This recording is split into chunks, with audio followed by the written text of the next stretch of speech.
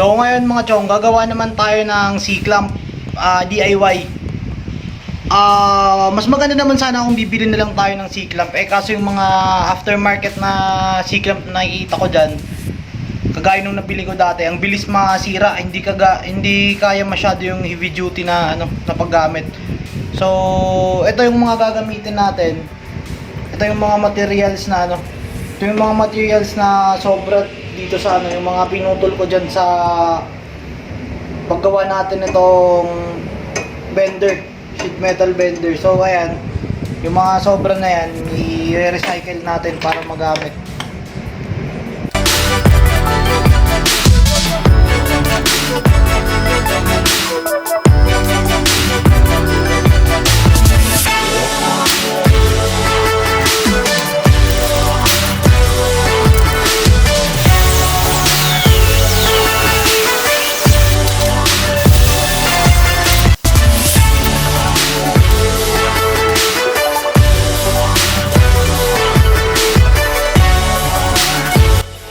So ngayon mga chong, susubukan natin tong ginawa kong bender kung kakayanin niya tong ganito kakapal. Nasa to? Nasa mga almost 4 mm. So ayan mga chong, subukan natin.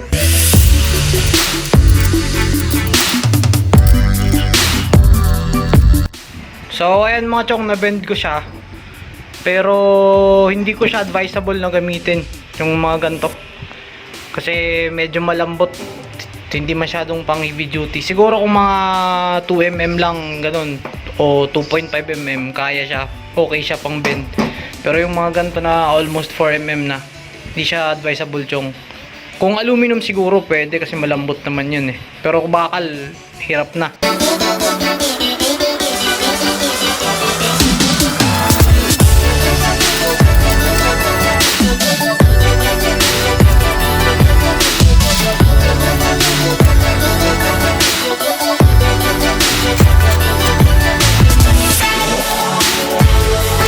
Chong, parang magiging ganito yung itsura niya. Hindi man siya sumunod masyado sa drawing ko, pero okay na yan. Salagin ko na yan ng mga brace dito, kasi makikita nyo ganito, para hindi siya gumalaw kaya nito.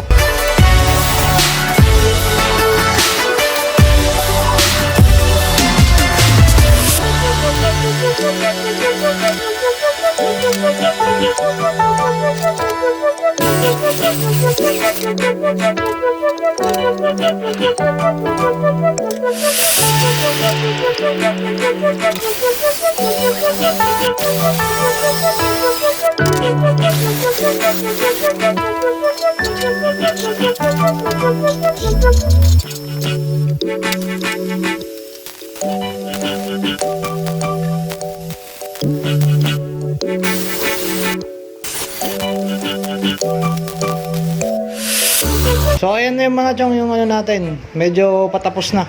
I-full weld ko muna to bago ko gawin yung mga ibang gagawin ko pa dito.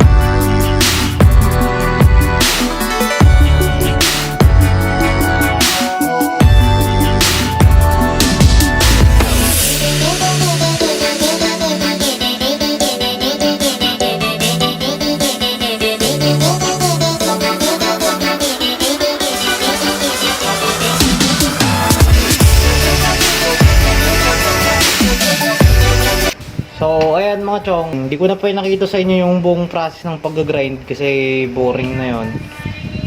Ayan. Hindi ko na siya nilagyan mga chong ng ikutan dito kasi okay naman na to. Siguro, near future, halagyan ko to.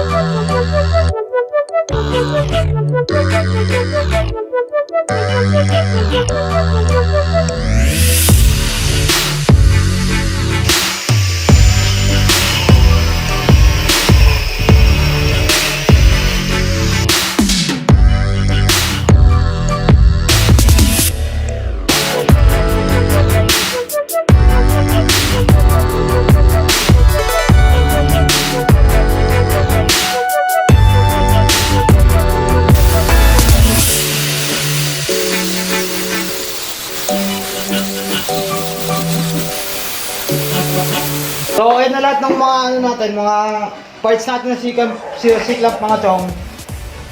Ito yung binutasan natin na trineg. Dito yan, dyan yan.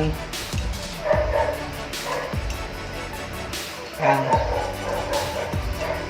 Tapos ito yung aluminum na iipit sa kung anong i-clamp natin.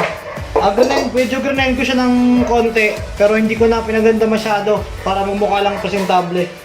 Kasi masisira din naman to pag gamitin na. Ayan mga chong, subukan natin. Assemble ko na to.